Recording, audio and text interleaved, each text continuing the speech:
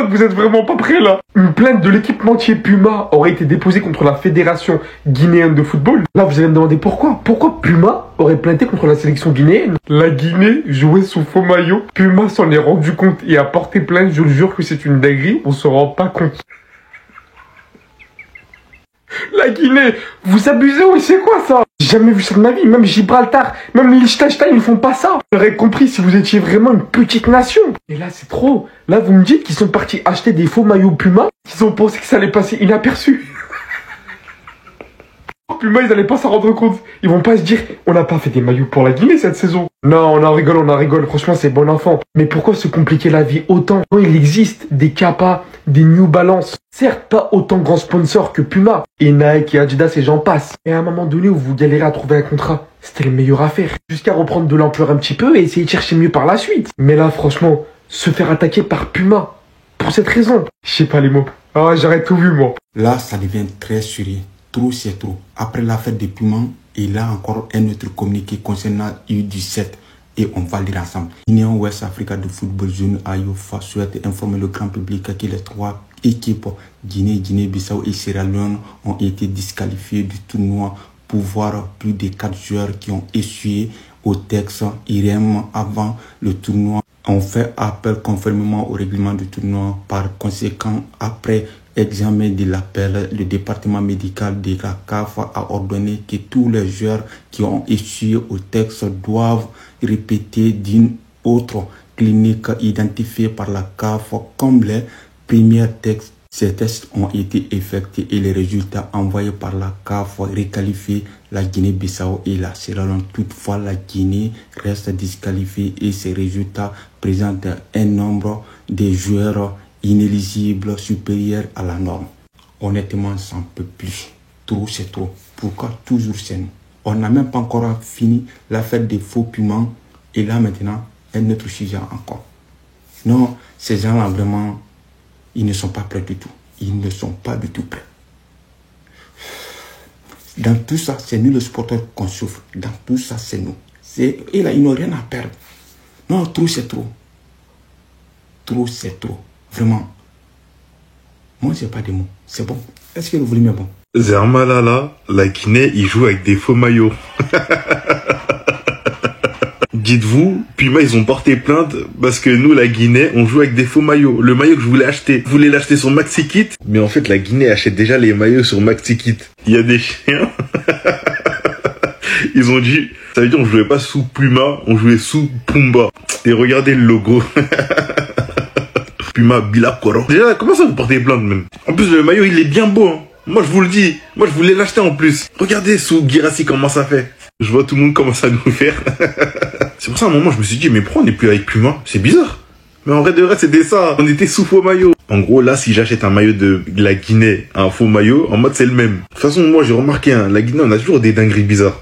Là, on a joué en Côte d'Ivoire, on n'a pas de stade. On a aussi joué au Maroc. D'ailleurs, merci la Côte d'Ivoire et merci le Maroc. Les Armands, notre domicile, c'est là-bas carrément, notre stade de domicile. Je sais pas s'il est en construction, s'il s'est passé quoi, mais bon. En tout cas, j'espère Guirassy Ballon d'Or africain. Les frères, là, ça va beaucoup trop loin. On est sur l'information football la plus insolite de l'année 2024 et je pèse mes mots. Une plainte de l'équipementier Puma aurait été déposée contre la Fédération guinéenne de football. Là, comme ça, on peut se dire que peut-être c'est un non-paiement, qu'ils ont mis en avant une autre marque, enfin plein de possibilités. Mais non, c'était pas tout ça et ça me fait mal de le dire en tant que collectionneur de maillots de foot. La Guinée, qui est comme une grande nation africaine, jouait avec des faux maillots. Et vous m'étonnez que Puma porte plainte. Et ça veut dire que là, Serhou Guirassy, peut-être le futur ballon d'or africain qui a tout pété en Bundesliga la saison dernière et qui est sur les mêmes standards cette année, et qui mérite même peut-être le top 30 ballon d'or, il jouait avec un faux maillot avec des signatures de chinois sur l'étiquette. Moi les gars, imaginez juste, mon taf c'est d'acheter des maillots de football.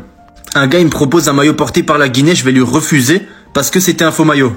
Alors qu'en réalité c'était vraiment peut-être un maillot porté par Guirassy, Saïdou Sow, Naby Keïta ou je sais pas. Imaginez un Guinée-Allemagne, Guinée-Angleterre, il y a contrôle de douane à l'aéroport, les maillots ils se font péter. Le buzz international que ça aurait fait, ils auraient même pas pu jouer leur match de football. Enfin bref, la plainte est totalement méritée et il y en a marre de ces incompétents aux têtes des sélections africaines. Puma aurait porté plainte contre la Fédération guinéenne de foot. Attends, je me concentre. Ah là là. Puma aurait porté plainte contre la Fédération guinéenne de football pour faux maillots. La Fédération guinéenne de football aurait décidé de produire de faux maillots en attendant un accord entre ses représentants et ceux de Puma. Afrique, mon Afrique. Non, c'est une dinguerie. Toujours, il se passe toujours des dingueries dans le football africain. Voilà pourquoi les gens ne respectent pas. Non, la Fédération guinéenne de football, vous êtes des vrais sorciers. C'est quoi ça?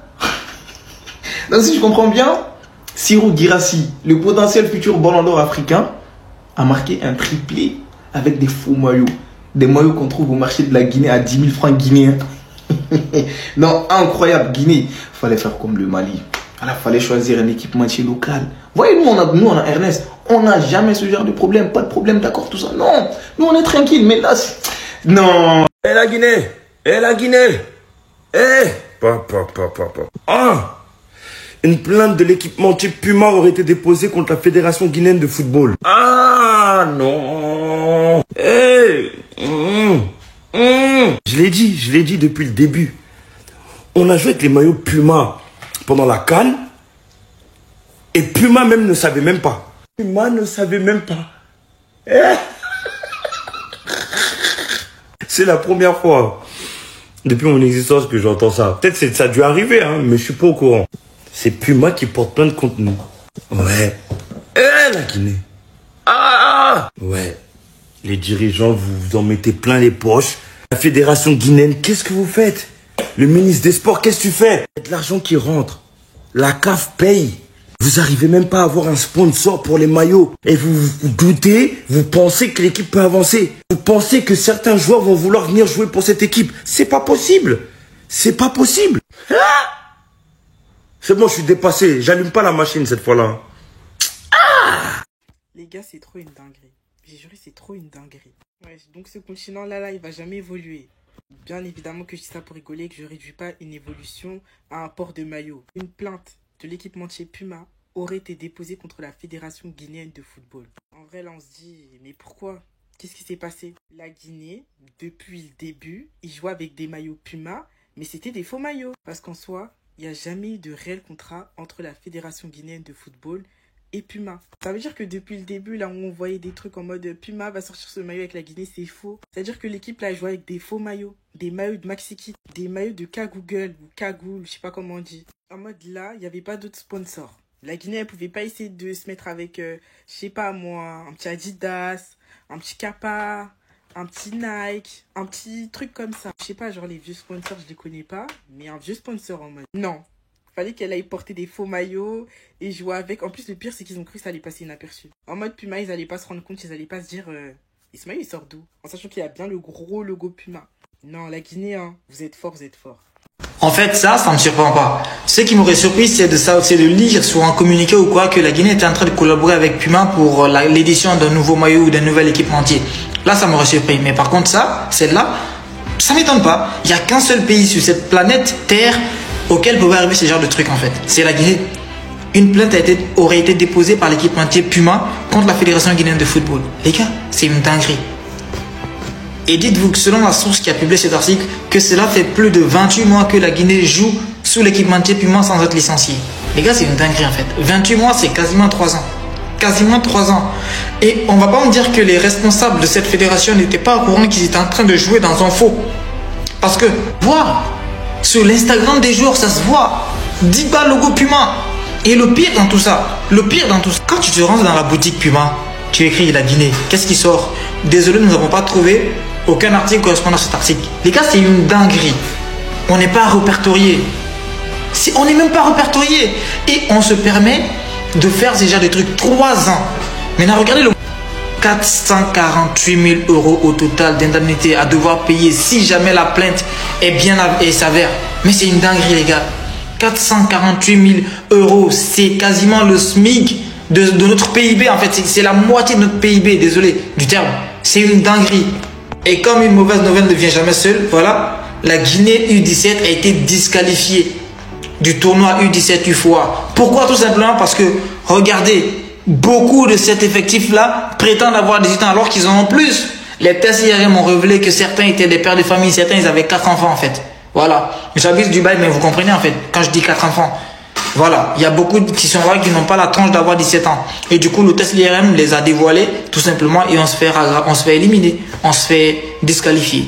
Encore un manque de sérieux total qui caractérise cette désorganisation chronique autour de la fédération. Franchement, c'est abusé. Nous, on veut être fiers quand on parle sur les réseaux de dire qu'on vient de la Guinée, on a Guirassy, on a tel. On veut être fiers de ça. Mais on ne veut pas être fiers de ça, de devoir payer 448 000 € à un équipementier auquel on a volé pendant des années et se faire disqualifier de ces tournois parce qu'on a envoyé des pères de famille à la place des enfants. Un minimum de sérieux, les gars, s'il vous plaît.